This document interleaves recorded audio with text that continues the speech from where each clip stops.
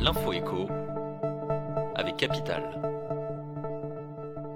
Le coup de gueule du jour est poussé contre la hausse des tarifs bancaires. Après une année de baisse, ces frais vont de nouveau augmenter pour atteindre 215,50 € par an en 2020, selon le comparateur Panorabank.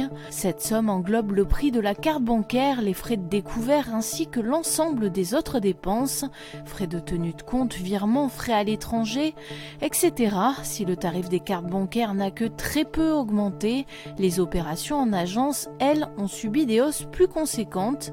Virements occasionnels, envoi du chéquier en recommandé, certaines banques n'y vont pas mollo, comme le détaille Capital.fr.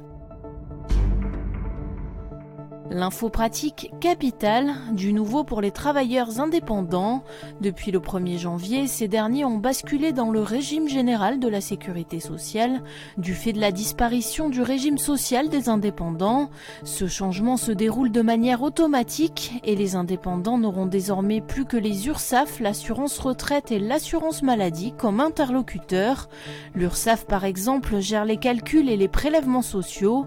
Par ailleurs, les indépendants vont avoir accès à des services déjà disponibles pour les salariés, tels que le paiement des cotisations par carte bancaire ou la possibilité de demander sa retraite en ligne. Retrouvez toutes les précisions sur notre site. Le chiffre du jour, 4 790 € de l'heure, c'est ce que coûte à l'État français l'utilisation du Falcon 7X par Emmanuel Macron et le gouvernement.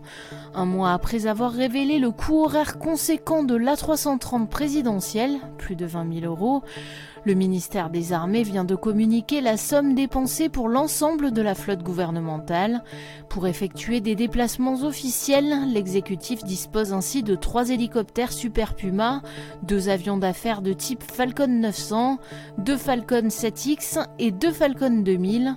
Pour ce dernier modèle, conçu par l'avionneur Dassault, le coût horaire s'élève à 4 080 € par heure, tandis qu'un hélicoptère Super Puma revient à 3 598 € l'heure. On termine avec les monuments les plus visités de France en 2019.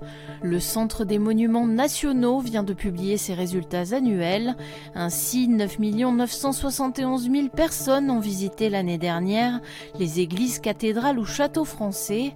En tête des monuments les plus visités gérés par le CMN, l'Arc de Triomphe, avec 1,61 million de visiteurs l'année dernière. Il devance l'abbaye du Mont-Saint-Michel et la Sainte-Chapelle. Retrouvez la suite de ce classement sur Capital.fr. C'était l'info écho avec Capital.